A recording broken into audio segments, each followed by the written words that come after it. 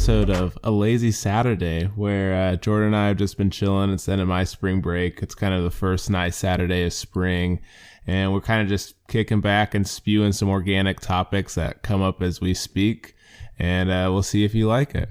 Yeah, this is going to be the first time of this, like Julian said. Hopefully it flows well and you guys get something out of it, but thanks for tuning in again.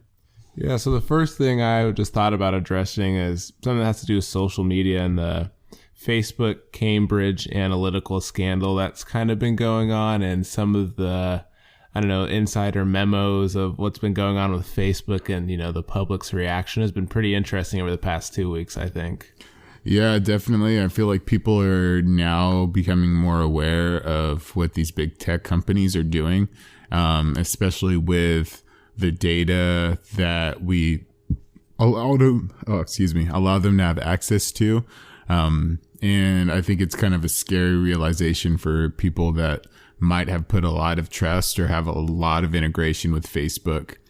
Yeah. And I think too, I didn't really realize it until this happened, but I started looking at some of the permissions that different apps have on my phone, and you download an app and it's like, do you allow this to do so and so? And I didn't really read it, but I was looking through, Facebook's permissions, and I saw a thread on Twitter about it, but basically all available permissions for Facebook were on, which I thought was interesting. So like microphone, camera, storage, location, contacts, photos, SMS messaging, calls, storage, and a few other things. And then I was going through my other apps and realized that most of them use like 2 or 3 permissions. And I found it very interesting how much stuff, we've allowed Facebook to use of ours. Yeah, I personally, I've never had the Facebook app, just because, those permissions are quite pervasive, and now I think people are seeing it. But I mean, a lot of those are understandable. Of course, you want Facebook to, have access when you want it to your camera or your microphone when you're recording video or taking pictures and stuff. And then obviously your gallery, your pictures and storage. But yeah, your call log, your SMS text messages, things of that nature. That's where I kind of draw the line.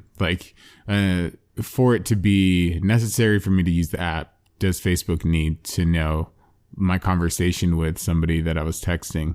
I absolutely don't think so. And that's why I think we have such a big problem with this, is because it's such a huge foment on Facebook's part of, abusing the trust that, I think unjustly was given to them. Yeah. And I think if you're listening, you're not really sure about what has happened. It was just basically Cambridge Analytica. Is that what it is? Analytica. Yes. They just had access to a ton of data, third-party data from Facebook and direct integrations, and used it in different electoral campaigns, or used it, or and just were accessing a lot of information over time because they were given a brief stint to use some of it for research. As Facebook does sell some of its data just for small research or demographic testing, etc. And then people finally found out, and some whistleblowing was done, and it's kind of turned into this huge thing where Zuckerberg is really trying to cover himself and his company. And I think its shares or its financial situation has dropped a little bit. Yeah, I've been paying kind of somewhat closer attention to their shares just because I'm around that a little bit more and look at that stuff on usually a daily basis. And they've dropped a little bit. The market is in a weird kind of moment right now, especially reacting to some interest rate things and other things as well, some macro and geopolitical stuff. So they did drop, but we'll see how that goes as far as, long-term effects. But I think the worst part about this thing is that Facebook sat on this stuff for about 2 years before somebody told on them, and then they fessed up. So it's not like they just came clean. It's like they were exposed to come clean. Yeah, and then they tried to make their privacy stuff a little bit more open, and so someone who uses an Android-based phone downloaded all their Facebook data, which gives you the option to do that if you crawl through Facebook. It used to be kind of a process, a little easier now, but downloaded all their Facebook data, had it emailed to them, and it had literally every single text and call they've sent for the past like 3 or 4 years in the Facebook app and outside of the Facebook app, and then like access to emails, photos, and all this different information, like different check-ins and locations, even if it wasn't in the Facebook app, or if they weren't signed in. I found that kind of odd. I don't know what I would do if I saw, download all my data and saw it had all the times that I was sending text and, the calls or, duration of accounts with these people, etc. Yeah, I'd be very, very alarmed. And kind of a side note on this, for those of you, because I have an Android phone, for those of you who do have that and are wondering, you still want to use Facebook because you want to like keep in contact with people, but you obviously can't message anyone without Facebook Messenger. What you can do is go into the Facebook app, and when you get there, click on enable desktop mode. And then that basically gives you a backdoor to have access to your messages and stuff and message people back without having to log into a computer or download the Facebook app or the Messenger app. Just if you don't want to let Facebook have access to that stuff, because if it's just on your Google Chrome, web app, then as far as I know, they don't have permissions, or at least Google Chrome doesn't have permissions to view my messages or call logs. So that Facebook website that they're accessing for me wouldn't either. Yeah. And it's also too, like, a lot of this information is pulled. If you have Instagram, like Facebook owns Instagram, so there's a whole nother source of all the photos you're liking or photos you're commenting or people you're following in that same sense. So it's not like just to Facebook, to, all Facebook products. Overall, just have seen this weird, I guess that's kind of the trend in society, is like finding all these, how we really are connected to things, or how technology is, creating these relationships or storing this data on our, virtual selves, or more so real life selves now at this point.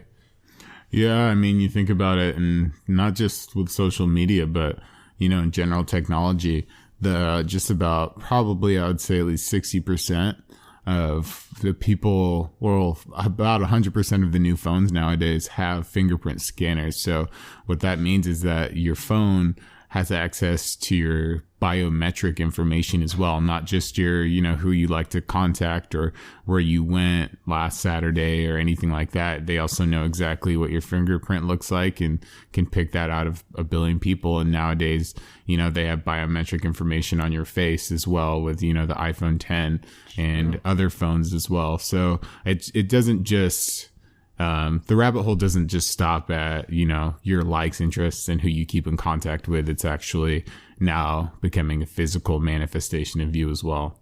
Yeah.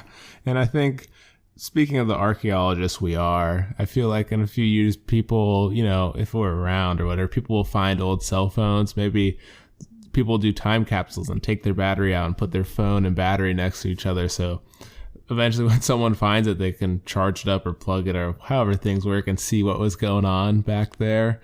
And kind of staying in that realm of fossils, Toys R Us is filing bankruptcy or closing.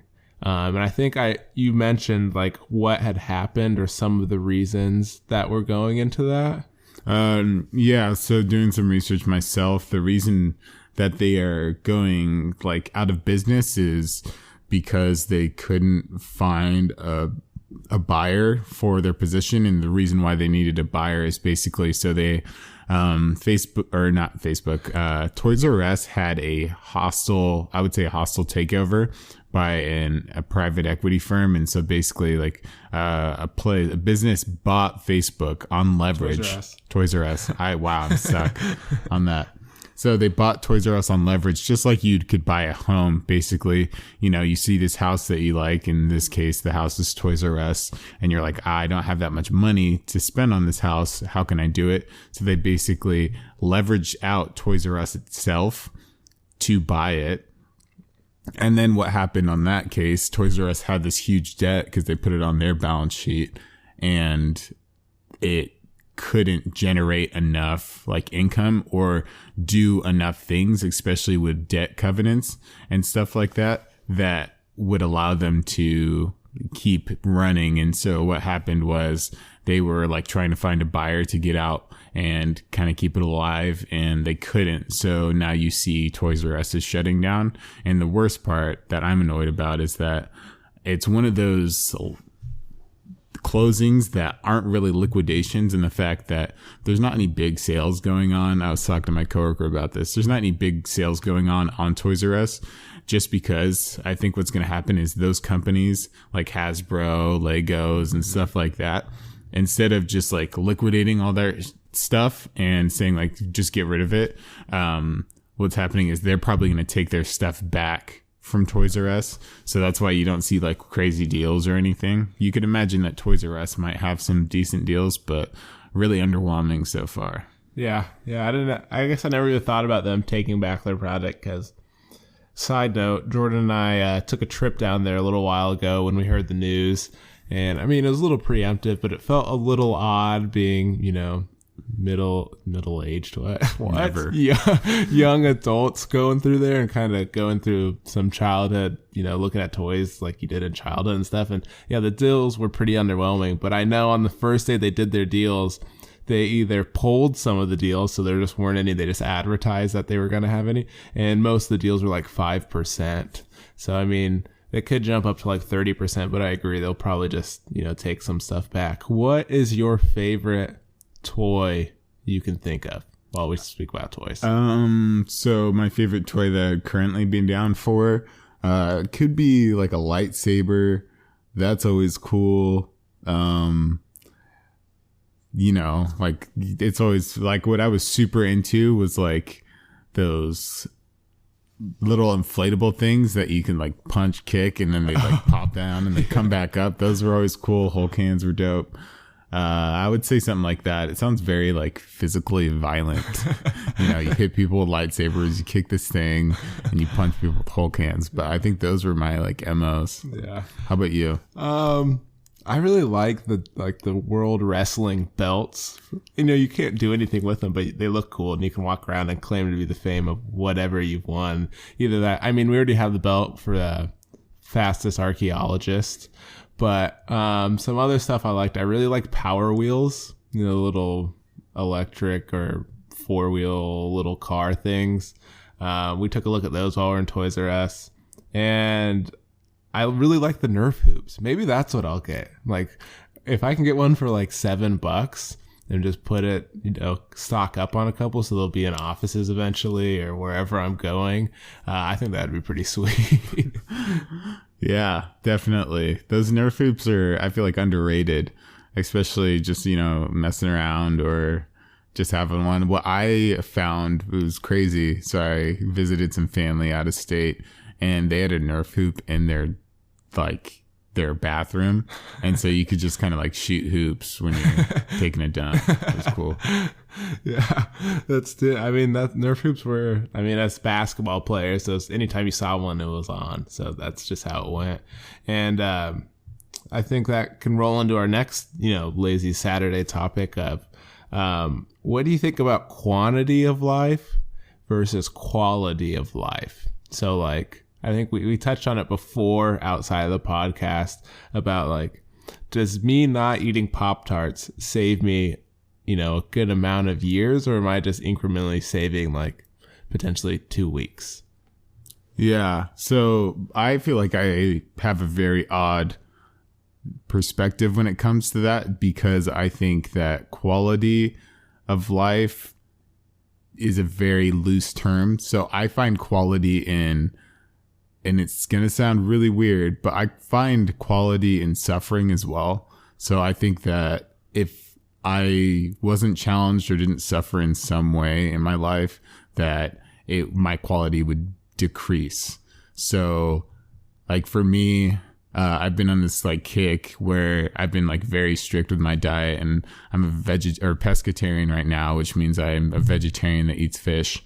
And so like I eat like, like a bag of vegetables for like lunch and dinner, and I intermittent fast. So I don't eat anything for the breakfast or anything else besides those 2 meals. And I mean, it's not like, the best thing ever, because it's not like salmon dinners or anything like that. But I think that quantity and quality can be synonymous depending on your perspective and viewpoint.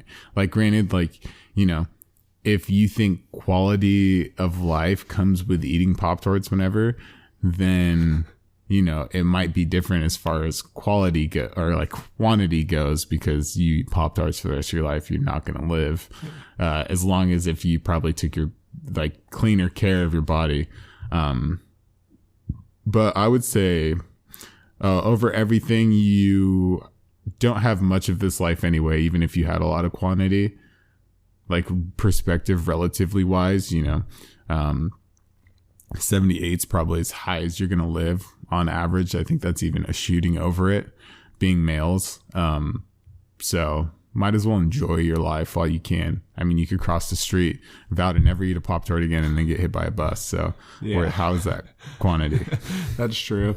And I think, to me, when I think about quantity of life or quality of life, like if it's saving me 2 years or whatever that is, and those 2 years it's 2 extra years, say I was like in a wheelchair and unable to do what I wanted to do, like at that point I know if it's really quality of life as opposed to just living.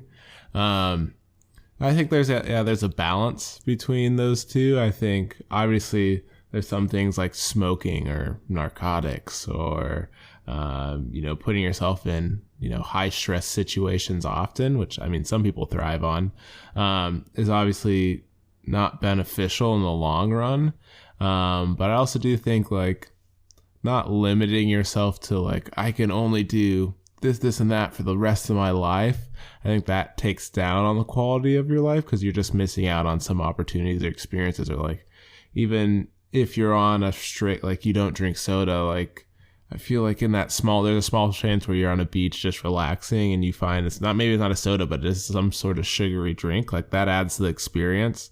I think I'm more so experience of life than I am, quantity in that respect.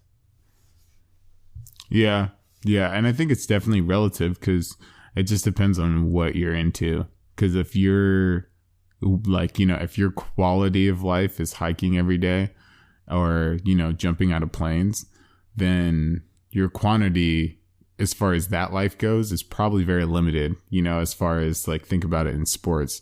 If quality of life for me was playing top level basketball, the quantity of that life is very limited in the first place. So I think it's a very relative term, is in the fact of like, there's different phases of your life as well. So, if one ends and you might not be able to do something the next time in your different phase in life, just like, here's something random I thought about.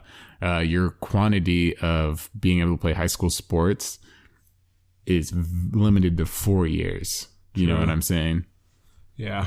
Yeah. And it's interesting you talk about different phases of life. I guess this is off the side. What do you think triggers these different phases of life? Like some people go from like super professional to like off the grid or off the land, or like super spiritual, or just have these dramatic life shifts. What do you think causes that? Well, I would say it's very personal, depending on like, on everyone. But I would say if I could like break it down to like, if you did this, you might have like, experienced this. It's probably like some sort of suffering, I would say.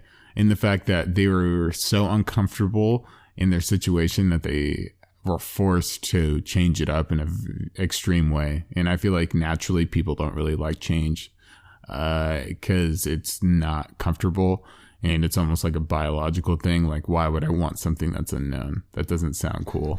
Yeah. Or like, as far as like my body's reaction to something that I can't predict or is out of my control. But I think that's why, is because people are mentally in a worse situation than if they were doing something totally opposite. If you could see a phase coming where you flipped the lifestyle you're doing, you could pick anything. It's obviously a theoretical question.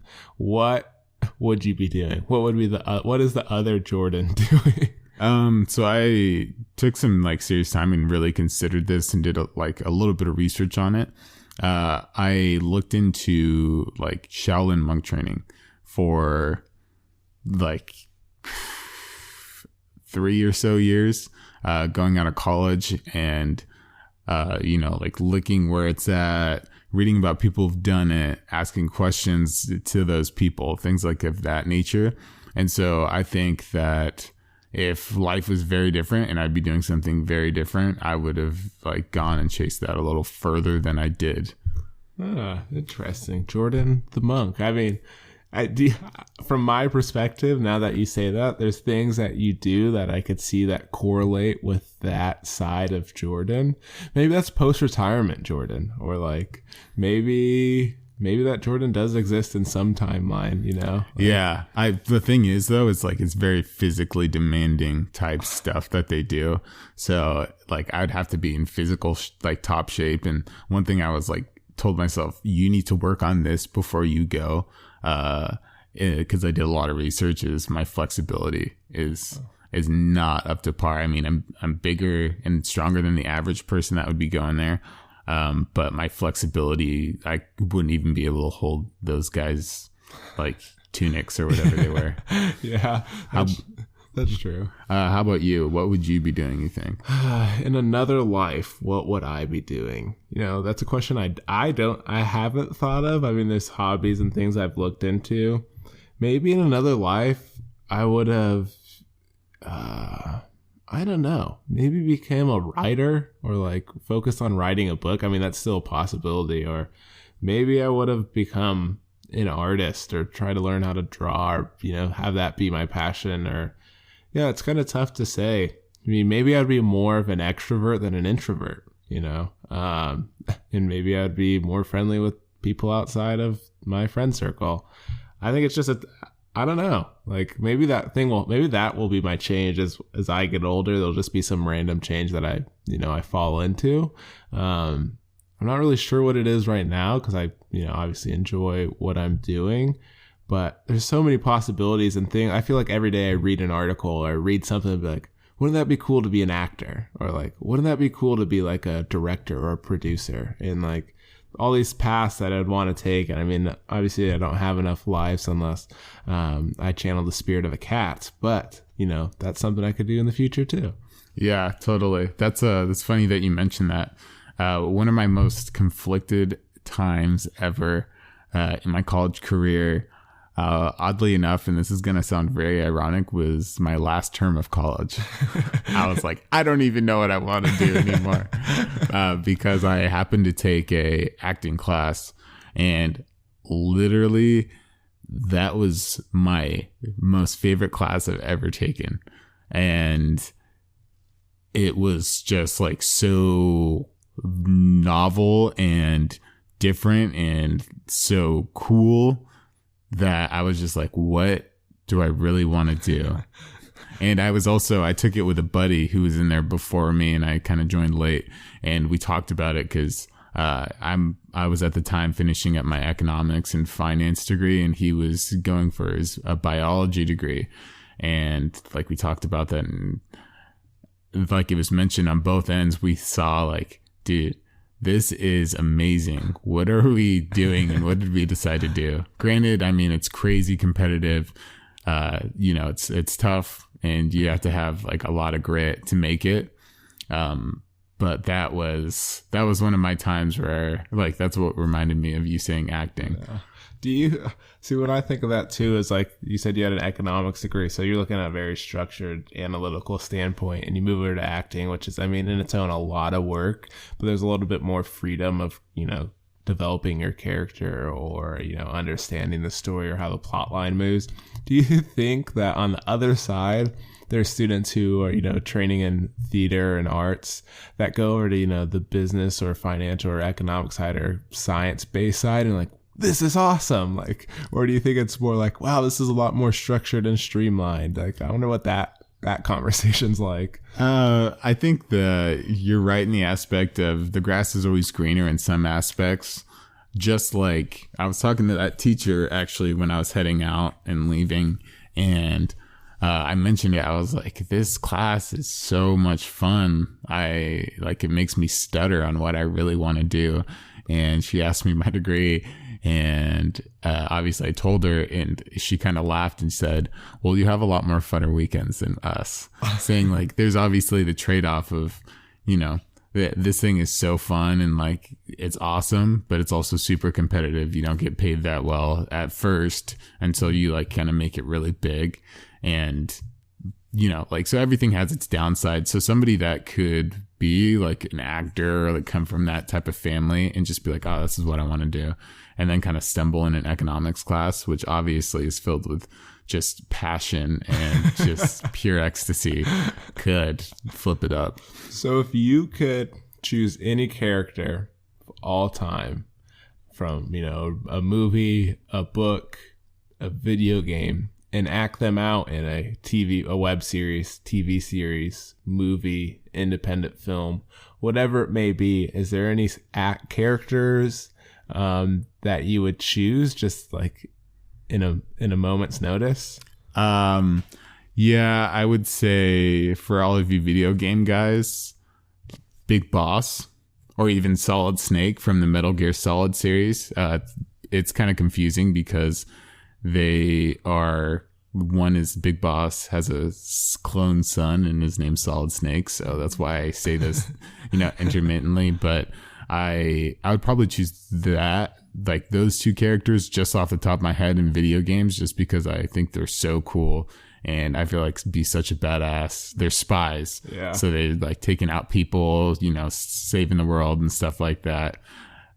So I would have to choose those two, but I'd also love to play a villain. I feel like that would be the epitome of a good time. Yeah. Is to just be in this character and be in this body of just not giving an F, or even more so caring to destroy something. I think I don't know why, but I think that's kind of cool. How about you?